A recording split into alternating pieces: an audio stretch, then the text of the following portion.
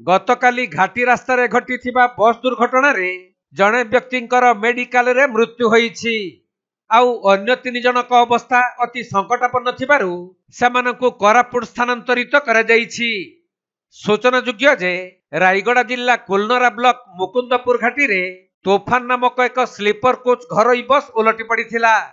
फल सही बस रे थिबा 50 रु ऊर्ध्व आदर्श विद्यालय छात्र छात्री और अन्य यात्री माने गुरुतर आहत होइथिले। तेणु सेमानकु रायगड़ा जिला मुख्य चिकित्सालय रे भर्ती करा जाइथिबा बेले आहत आदर्श विद्यालय छात्र छात्री माने परीक्षा देई पारि नथिले। समस्तंकर मेडिकल रे चिकित्सा करा जाइथिले भी कल्याण सिंहपुर ब्लॉक बिनिसपुर ग्रामर राम सिंह कुलसिकांक चिकित्साधीन अवस्था रे मृत्यु होईछि। आमे रायगड़ारू बरमपुर को जाइथिलु, सेइटू रिटर्न होउथिलु, तापर से घाटी रे सेमती एक्सीडेंट हेकी बाबांगर मृत्यु होईछि। आपन को किछ आघात होईछि? मते हेइथिला किंतु टिके टिके एबे जाय से बस मालिक के आछंती कोन देखिबा पय के आसिनांते आमे थिलु मेडिकल रे ऊपर के आपन देखा सब करनंती क्षतिपूरण देनांती किछ नै ना किछ करनांती। सरकार तरफ रु केही भी पचारे पय आसिनांती कि बस तरफ रु के भी आसिनांती पचारे पय।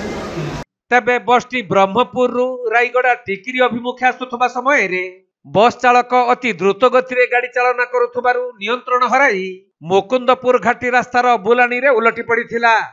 फल रे गुरुतर आहत यात्री मानकु मेडिकल को निया जाइथिले भी बस रो मालिक कि प्रशासन मेडिकल को आसी नथिले।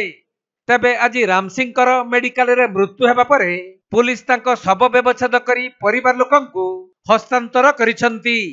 हेले एही दुर्घटना पई बस चालकंकु दायी करी मृतकंक परिवार लोक माने क्षतिपूरण दाबी करिबा सह बस मालिकंक उपरे कार्यानुष्ठान दाबी करिसंती। बस रे आस्तिले जो को बस रे मा तोफान बस रे कोठु आस्तिले ये बरमपुर जाइतिले जोक धरि की आसिकी सेंती घटना हैला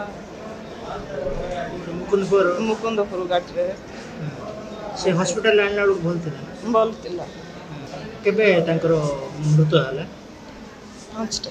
5टा भोर 5टा बजे। हां कि तांको बस वाला तरफ के आछंती का कि आसना तुमको देखा सके किछ नै।